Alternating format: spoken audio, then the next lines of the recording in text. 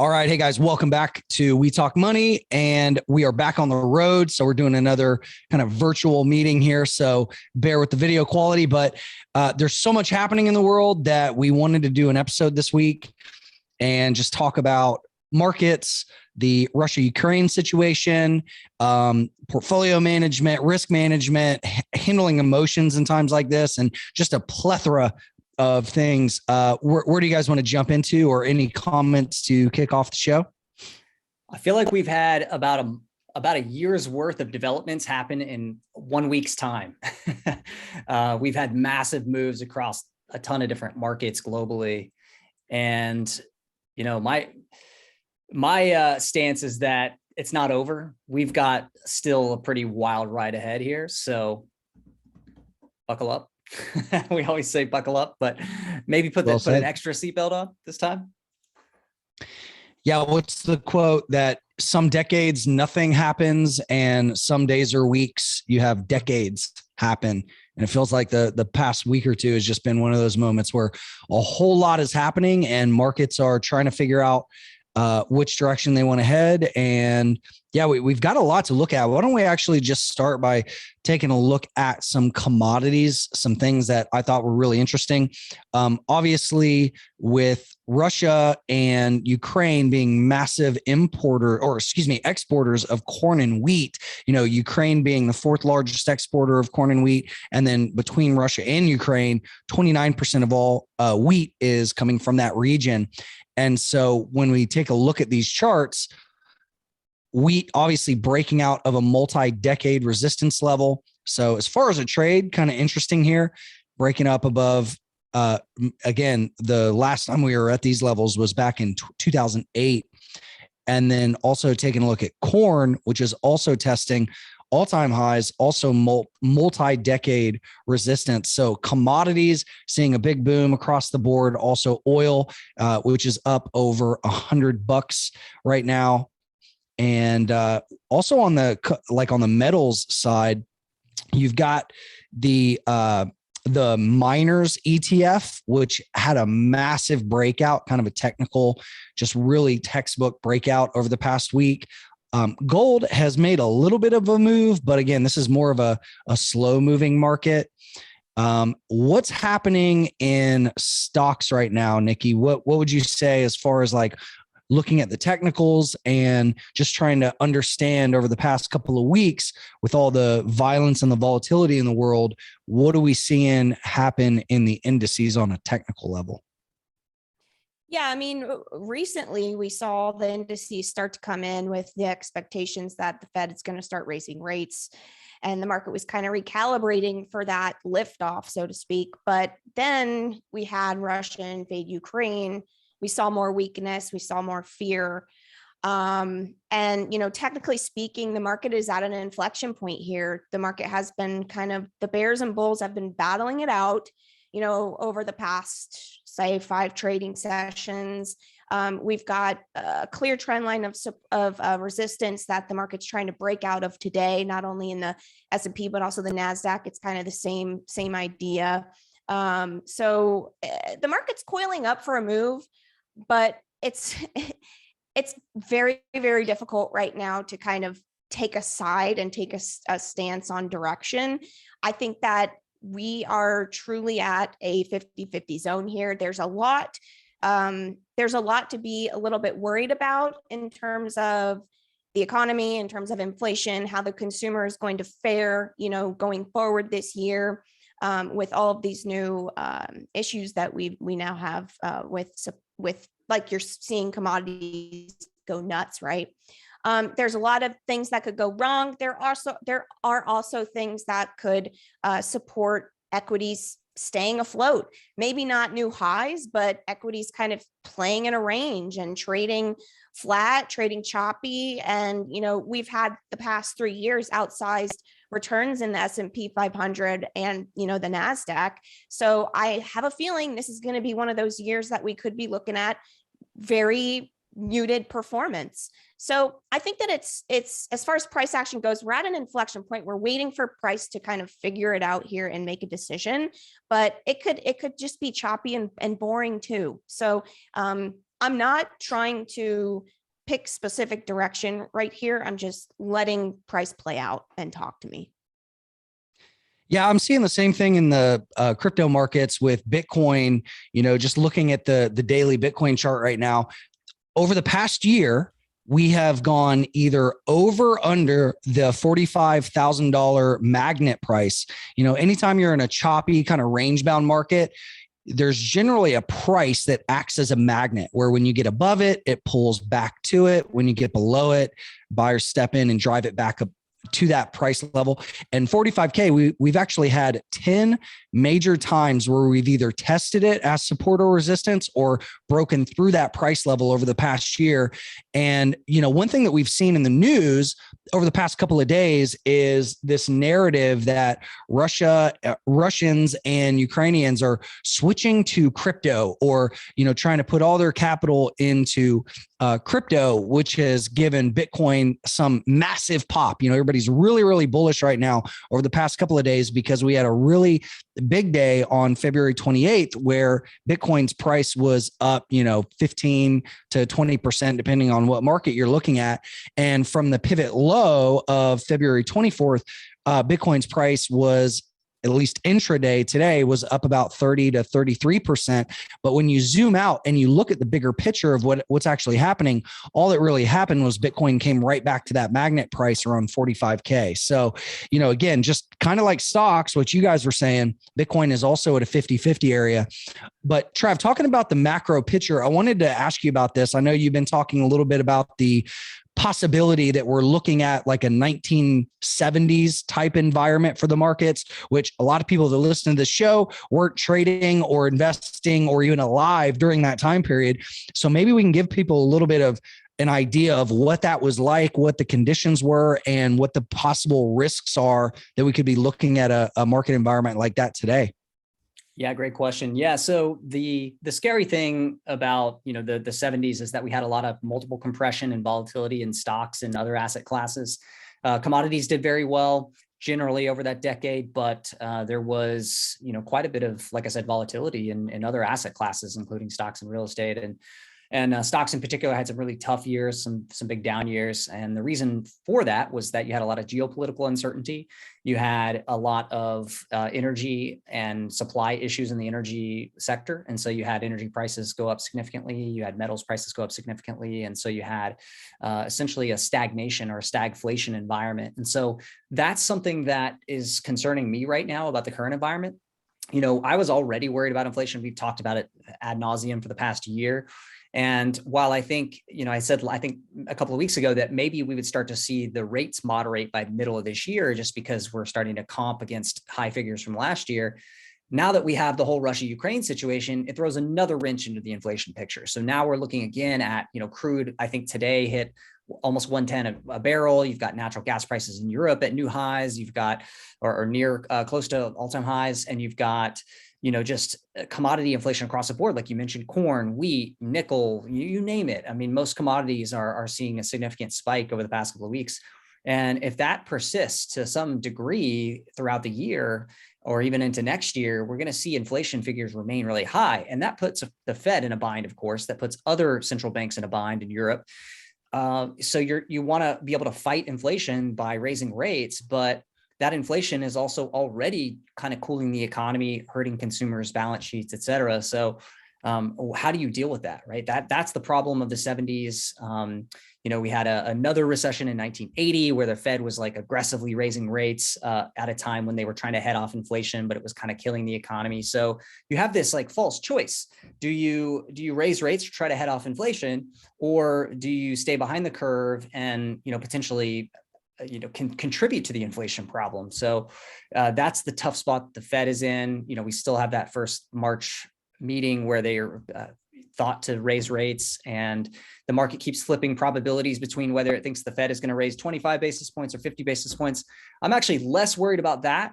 I'm more worried about like the medium term picture, which is like, what if inflation stays at 5, 6, 7, 8%? The Fed, I don't think, can take rates to 5 or 6 or 7%. So what does that mean for the overall market picture? And that's where things for me get a little scary, frankly. So what would that look like if we did mirror kind of, or not directly mirror, but if we saw a similar situation to the 1970s, just looking at the 1 week S&P 500 chart, where basically after having a boom in the stock market through the 50s and 60s, throughout the 70s and early 80s, where there was really high interest rates, the stock market was just wildly choppy and really didn't go anywhere for like a full decade. Do you see something more like that, where in a stagflationary environment, the markets don't necessarily crash, but they're also not growing, and we're just seeing like negative real rates and negative growth? Or how would you look at that, and what do you think is the most likely outcome? Yeah, I think that's a very real possibility. And because of the reasons that you mentioned, which is, if you have inflation creating this, problem for monetary policy and even fiscal policy, and you have inflation headwinds hurting the consumer and the overall economy, you can have, just chop. You can have, it doesn't mean the market necessarily has to go down a ton. I mean, we could see valuation compression. We could see the market just go into a grinding bear market, but we could also see where we saw in the 70s, where, you have maybe a year or two where things look really bad. And then, maybe things are improving. Maybe inflation's getting better. The market rallies. And then, of course, something else happens. It throws another wrench in supply chains. That's essentially what we're seeing now. We had the COVID problem. Now we're having an energy market and a geopolitical problem. And so that, I think, is a very real possibility that we could just chop for a number of years. And obviously we came off of very high valuations, which creates an extra headwind for us in the market. So some stocks will continue to do well. Energy stocks in this current environment are doing very well. We've got material stocks in the environment doing very well. Some companies will be able to raise prices with inflation. So there are positive stories within a choppy market like that. And some stocks can still do very well, but you'll have other companies that really face margin pressure that, just can't really get the type of growth rates that they need if the consumer isn't healthy. And so that is a scenario on the table that I think is a very real strong possibility. Now, we could be looking at a totally different set of circumstances in a year or two if, we get a pullback in the geopolitical issues and we start to get a response from Europe and the US in terms of energy policy. I mean, they have just had horrible energy policies the last couple of years. I understand why they wanted to push, alternatives. They want to try to fight climate change. I think that's all a good positive step. But the way that the US and Europe have gone about it has been just really silly. Decommissioning nuclear plants, taking nuclear out of the equation. Solar and wind are intermittent sources, right? You need baseload power. And if you're going to make enemies of natural gas and other sources like that, then you better have a better solution to replace it than intermittent sources like solar and wind. That's just not going to cut it. And so those types of policies, need to, and they are frankly starting to change. We're starting to see Europe talk about nuclear again. Germany maybe even extending the length of its plants. Maybe we've got some small nuclear reactors being built again, potentially by 2030. We'll see, but this takes time. And so in the interim, for the next couple of years, we could be facing that 1970s chop. So I guess the question then is, on the investing side, in that type of environment, looking back at the data, the things that did really well during those time periods were commodities and products that go up in price with inflation. But when it comes to looking at equities in the stock market, things, I guess, just get a little more dicey. Yep, that's exactly right. I believe the 70s, we also had some like some large cap stocks. It was like the Nifty 50. And that was like a group of stocks that were like blue chips. I mean, think about like FANG today, right? That's kind of like the similar analogy, I guess you could make. And, the Nifty 50 stocks were like a group of stocks no one thought would ever go down. They were like, great companies, and they ended up priced at the beginning of that decade at very high multiples, valuation multiples. And then sure enough, a lot of those had a very difficult time. I think many of those had like 10 plus years without positive returns.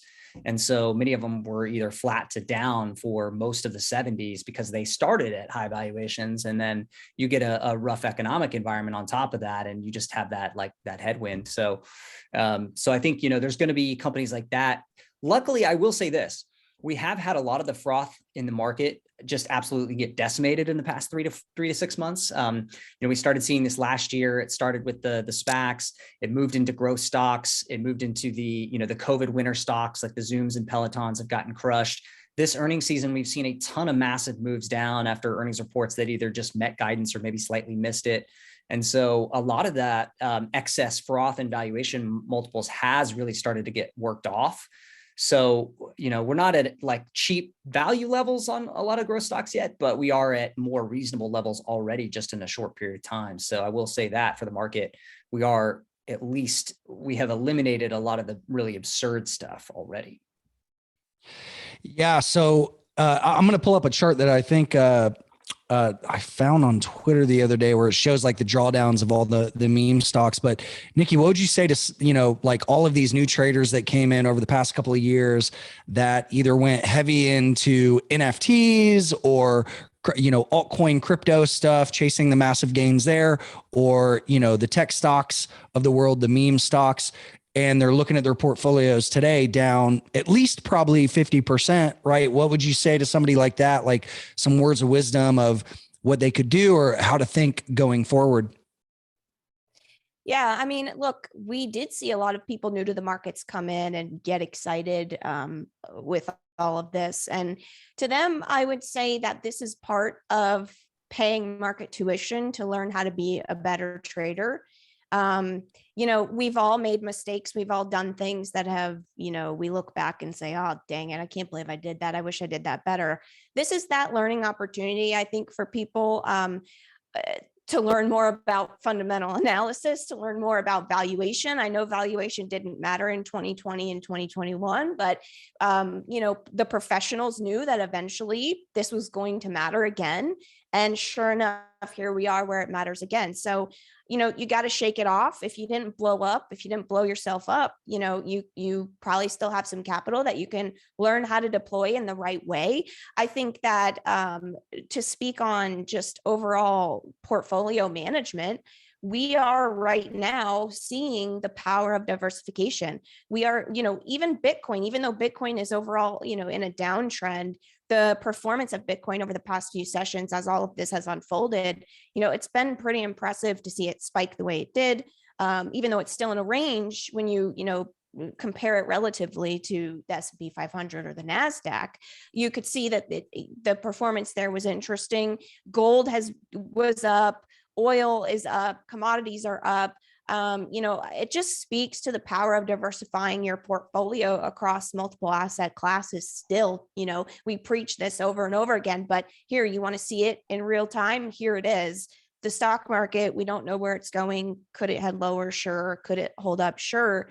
But, we're seeing that negative correlation right now, when you're comparing certain types of assets, which is good. Not good. Obviously, there's a lot of things going on, but you get what I'm saying. But I think shake it off and use this as a learning opportunity to refine your skill as a trader or investor, because this is a skill set, plain and simple. And there are more moving parts to just buying the dip. Stocks only go up, mooning right to the moon. Like that's over. And now it's time to really learn how the markets truly work and learn how to build wealth in that environment. Yeah, well said. And one thing I'll add on to that is kind of this little tweet thread that I did yesterday, because over the past couple of weeks, I've gotten a few people that have said in one way or another, like, oh, you're a trader, which makes you a traitor, right? Like if you're not hodling all the time, then you're not a true believer, right? Like there's this like this tribal mentality in crypto that basically says like, hey, I won't sell if you don't sell, and this agreement will all get rich together. But what I was saying on Twitter yesterday was, I was like, the traders are traitors, just hodl all of your cryptos forever narrative, in my opinion, has caused people to lose more money than those that make smart tactical entries, exits, and risk management decisions. The people that say that they're going to buy and hold forever, I've seen this shit happen so many times, since early 2013. Those people that are the loudest about I'm going to hodl forever, a lot of those people I see capitulating in the bear markets, and they're the ones that are 100 times more likely to sell at the panic lows, right? So look, what I'm not saying is, I'm not saying just everybody should go out there and day trade, right? I'm not talking about leveraged scalping. I'm not talking about over trading. But what I am talking about is starting with a top-down approach of looking at the larger market cycles first. And what that can do is it can help you get a better cost basis, right? Where you're not just blindly buying at any price. You're actually thinking about risk to reward ratios. And it also helps you take profit off the table so you can sleep well at night and remove the emotion from your positions, right? And then I went on to say how I actually have different capital buckets, right? Where I do have a hodl only, where I have some Bitcoin and a few other coins that I'll never sell, that I put on a hardware wallet and I bury in another country or something, right? But I also have other capital buckets that I use as a tool to grow my wealth quicker, right? My goal is to accumulate more Bitcoin when prices are cheap and then flip into USD when prices are quote unquote expensive. That way I have more fiat to buy more Bitcoin when it's cheaper, right? And I rinse and repeat. And I talk about like my machine, right? My wealth building machine. And I just think if, people that come into these markets and they chase the meme stocks or they chase the NFT crap or they chase all the hype, they're the ones that are typically buying at the top and selling at the low. And I think one of our major themes for this show is, buy low, sell high is easy in theory, but there's a reason why most people don't or can't do it. And I guess we're just trying to teach the ways of how to actually develop your mind in a way that can help you do that in real life. Right. So I just think, obviously times like this are, they bring a lot of humility back where there was a lot of hubris and overconfidence, 6 or 12 months ago, brought a lot of people back down to earth going, oh yeah, the markets aren't just an ATM machine where you get free money every single day. It actually takes work. It takes skill. And, I don't know. I think that's a good place to start, especially if you're brand new to the markets. Well said. Well said. So, yeah, I don't know. I mean, there's obviously a ton that we could talk about when it comes to Ukraine and Russia. I don't want to get into the weeds of anything political, but is there anything that is related to that you think could affect the markets, or any themes or things that you guys want to bring up, or maybe any questions that you've got either through our website or through DMs or tweets? I think a lot of people are wondering, Travis, if people need to be buying uranium and Russian stocks and all of those questions. But yeah, we could touch on that. Yeah, so those are, in my mind, two very separate things. The question about Russian stocks and the question about uranium stocks. Uranium is still a theme I think is very interesting. The problem with uranium and nuclear markets and uranium and nuclear stocks generally is that it's a slow moving market. It tends to be a slow moving market because, nuclear plants take, 5 to 10 years to get built. Nuclear policy is very slow to develop typically. That looks like it's maybe being accelerated with the current set of geopolitical events. And I'm actually glad to see that, because I think, moving towards the next generation of nuclear reactor designs and having nuclear as a source of energy for a lot of countries makes a ton of sense in many instances. There's also problems with nuclear. The US, the last two plants that were built in the US, Summer and Vogtle, were like way over budget. They were basically disasters, and they were took way too long, cost too much, and so like that, those types of issues still exist, and uranium still has some issues to get over. But when it comes to the uranium commodity, there's been a disruption. You've got issues in Kazakhstan that happened weeks and weeks ago. You've got new ETFs have been buying physical uranium on the spot market, so you've got new dynamics there. We've talked about this in past shows. I talked about the potential for uranium prices to go significantly higher over the next few years. Again, it still may take some time, but I still am very bullish on this. The hard part is there's not that many great ways to play it. You can either, buy ETFs that have direct uranium commodity exposure, or you can buy some of these uranium miners. There's a couple of big uranium miners that control most of the world's supply. And then there's a bunch of small uranium miners, which are trying to get projects off the ground and are kind of like junior miners, and they come with their own set of, high risk. So it's tough. You either go with the big guys, who would benefit from higher prices, but maybe, are already valued at a higher multiple, or you take more risk on a junior miner, but there's all these risks that could take you out if they don't do smart things or if the market turns down. Honestly, I kind of like the idea of just owning some of the physical, exposure to the physical commodity. And I think that will continue to do well over the coming years. There's also a small modular reactor company called NuScale, which has, it's got DOE approval in the US for its reactor designs and is starting to move forward and building all these new small reactors. And that could be interesting. It's going public via SPAC. So potentially that one might be interesting, although it's not going to be profitable for a few years. So this is all a long-winded way of saying, although I'm very bullish on the uranium commodity, it's still difficult to find a really, really great pure play that's an obvious way to play it. So that's been the challenge so far. Now, when it comes to Russian stocks, I saw quite a few people actually putting on that risk right at the front end of the, Russia invasion of Ukraine. And I was like, the sirens were flashing in my head, and I didn't want to be the naysayer. I didn't want to tell people how they should trade, but in my mind, I was like, this is really dumb. And it turned out to be the case. And why was that? Sometimes it makes sense when certain events happen, maybe a company misses its earnings and the stock gaps down and it's an overreaction, right? The stock gaps down 50% in one day. And you're like, look, I'm willing to step in and buy that day one. When it comes to complicated geopolitical situations like Russia, that a set of sanctions is forthcoming. You have a country that's had a very, very aggressive invasion of a country that really did not deserve to be invaded from what it appears using most accounts, right? And so, you have a very strong response. And frankly, the risk of buying Russian stocks or Russian ETFs is that you could get taken out of the game before the thesis plays out. If your country sanctions those ETFs, if it sanctions, those owning those securities, it may not matter that those companies will eventually be okay and the whole situation will get worked out eventually and Russian companies will recover, right? It doesn't matter if you get taken out in the interim. You got to be able to survive through the path to that, end game. And so for me, when I was looking at that, I was like, why is the US or why are countries in Europe going to allow people to own Russian securities? And do the Russians even want that, frankly? And so that to me was sort of the thing that kept me out of it. And still today, I think that for me, at least, like the risk just doesn't, the risk is so high that I know that the reward is potentially very high on buying Russian stocks if things cool off and those things recover. But the risk of a zero is also so high that it's just not a play that I want to make. In a market where you've got all these stocks selling off massively, why do you need to go take this extra risk of a zero when you've got hundreds of stocks that are trading off, 50% or more over the past few months? So that's kind of how I was thinking about it.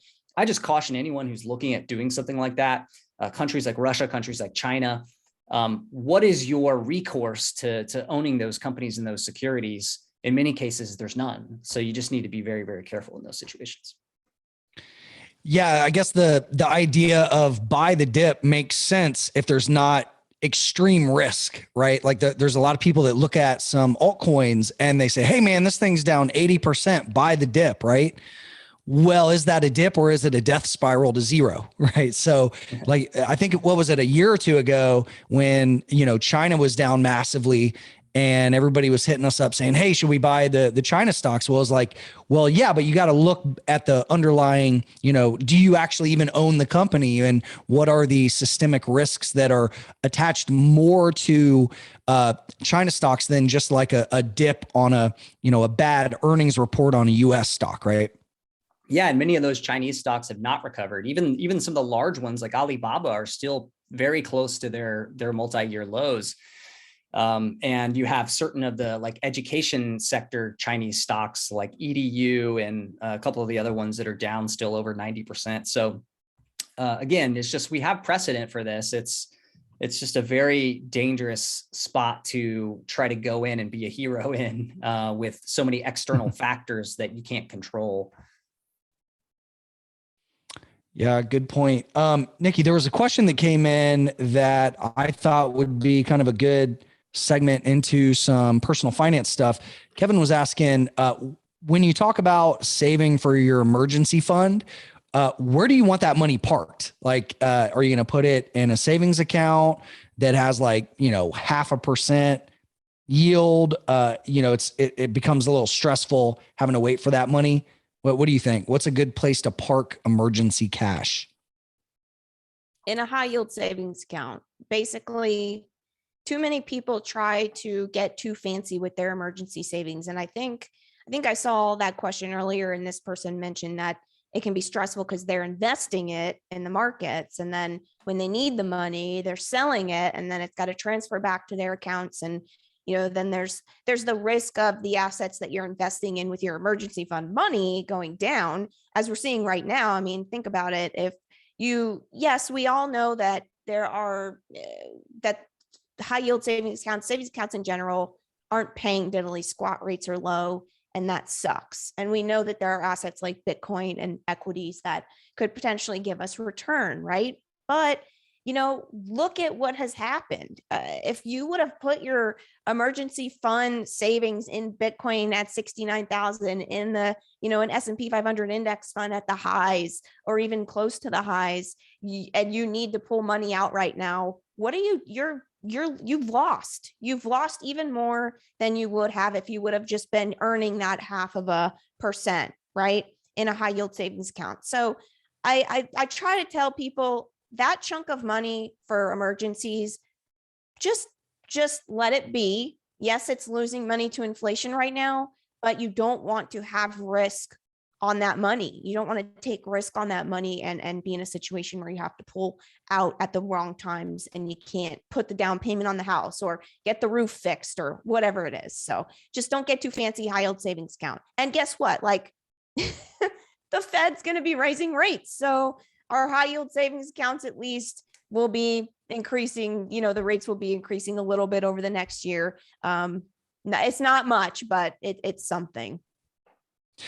Yeah, I think for the first time in like basically the millennials generation, we're having to think about the implications of inflation on our cash, right? Like that's never been a thought of anybody that's in their 20s, 30s, or 40s going, wait a minute. Oh yeah, actually this cash in my bank account is becoming worthless, at an increasing rate that we haven't really experienced. And I think a lot of people are rethinking personal finance, right? They're thinking about, okay, how much cash should I have? Should I be in the stock market? It's been up for over a decade. We've got all these, macro issues. We've got a war now in Asia. Like a lot of people it feels like are kind of playing hot potato and having to think about readjusting their spending habits. And Nick, I know you put this chart together, taking a look at that. What did you want to dive into with this?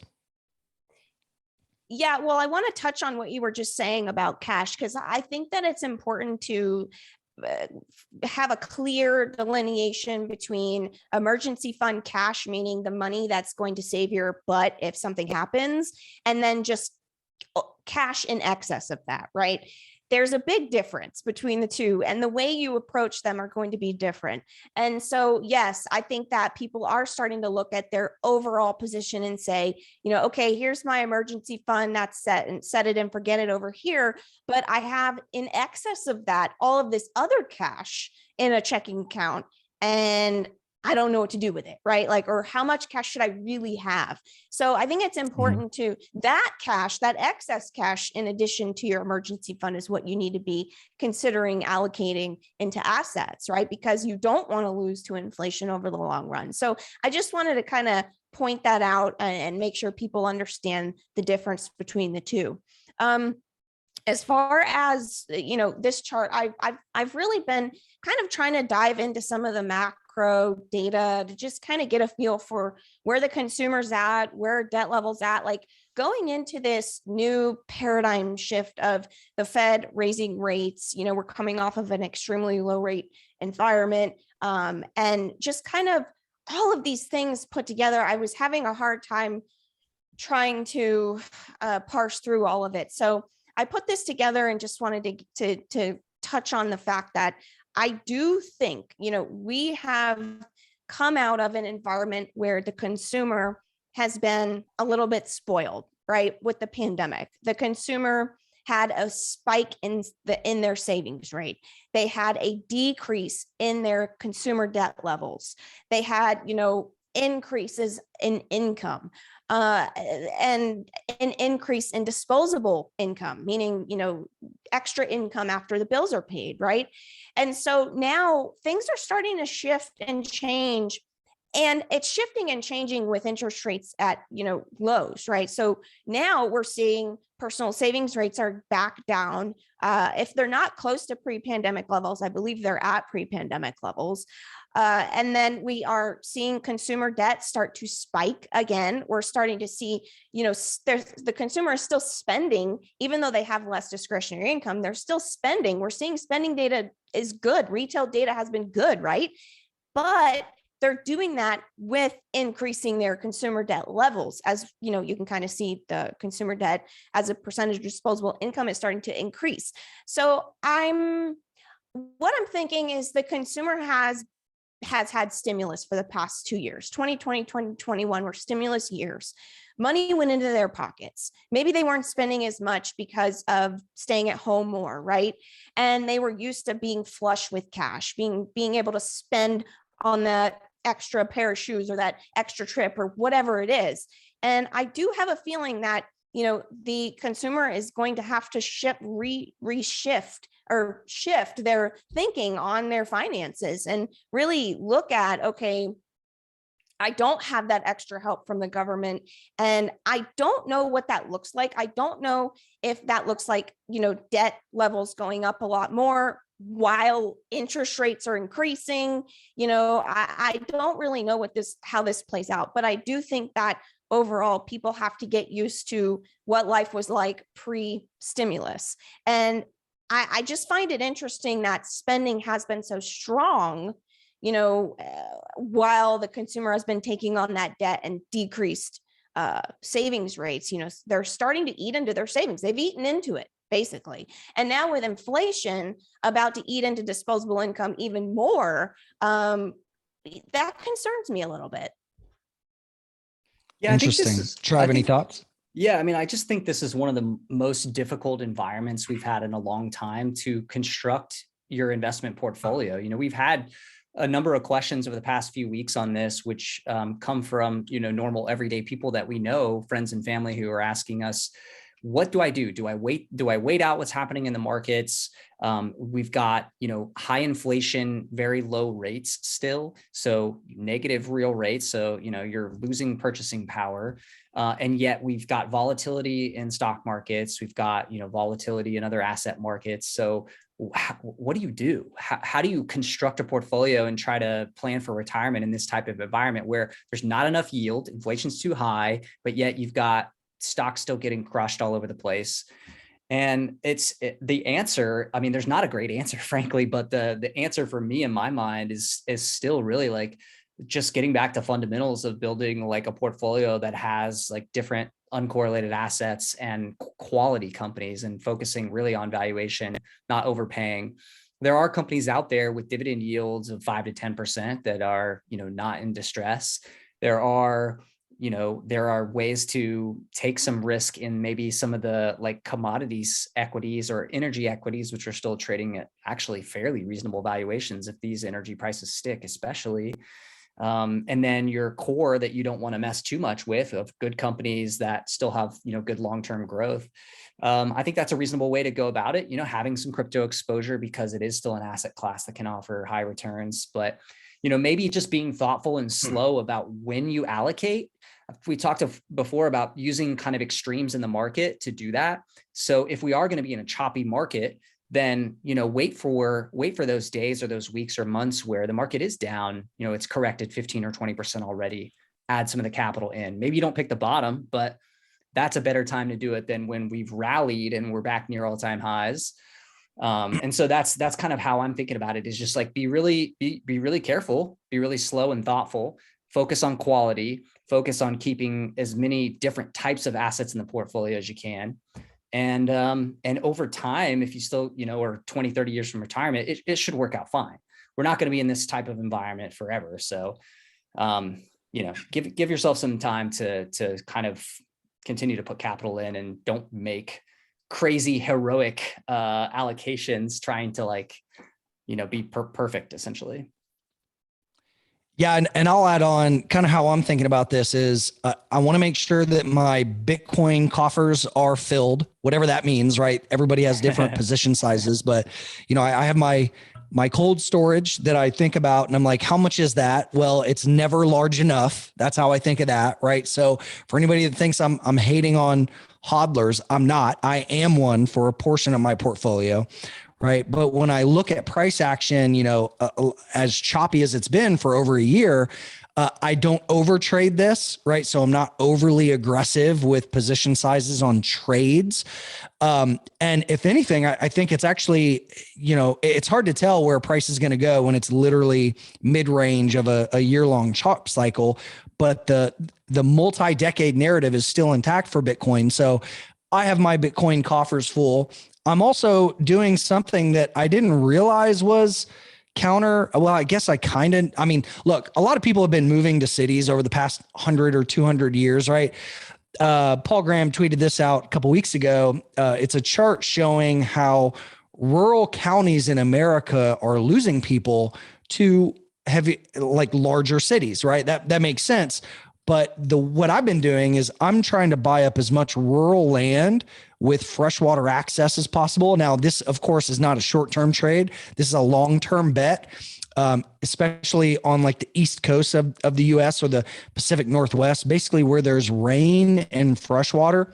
We've talked about this a lot over the past couple of years, but I'm just bullish on those areas. It's a finite resource, and you have a lot of people that are in Arizona, Nevada, Colorado, California, New Mexico, even parts of Texas where they are drought ridden and there's a lack of water and an increase in fires and situations like that. I think we're going to see over the next decade a mass movement of people to places where there's just more fresh water. So that's a bet I'm making. Obviously, you guys are on the equity side, being cautious and doing that deep research and work for not only people here on the show, but also in our community. Where I'm looking at also just some longer term bets like land and obviously the Bitcoin hold, and then just being conservative on short-term trades when things are choppy. I don't know. It's hard to see much more than that right now, I think. I totally agree. I think that, for me as the trader side of me, I wear many hats, but my trader side is like, this is not a time to be getting too aggressive. If something is super compelling, great. If risk to reward is great, but don't get too aggressive. That's when you get yourself in trouble. So I think, and then, I'm accelerating retirement contributions into my passive portfolio. I've talked about this in the community a few times. I think that this is a good buying opportunity if you're long-term and if you're holding things like index funds and ETFs. So I think that it depends on your time frame. If I'm a retiree right now, I'm a bit more concerned. I'm a hell of a lot more concerned, right? If I need my capital and my bonds are negative yielding, and here I am dealing with costs going up for overall yearly, expenses because of inflation. Everybody's in a different spot. Everybody has different needs with their portfolio construction. And I think now's a good time for long-term investors to be looking at equities and Bitcoin and land. And all of it, right? It's when things are down, those have typically been good buying opportunities long-term.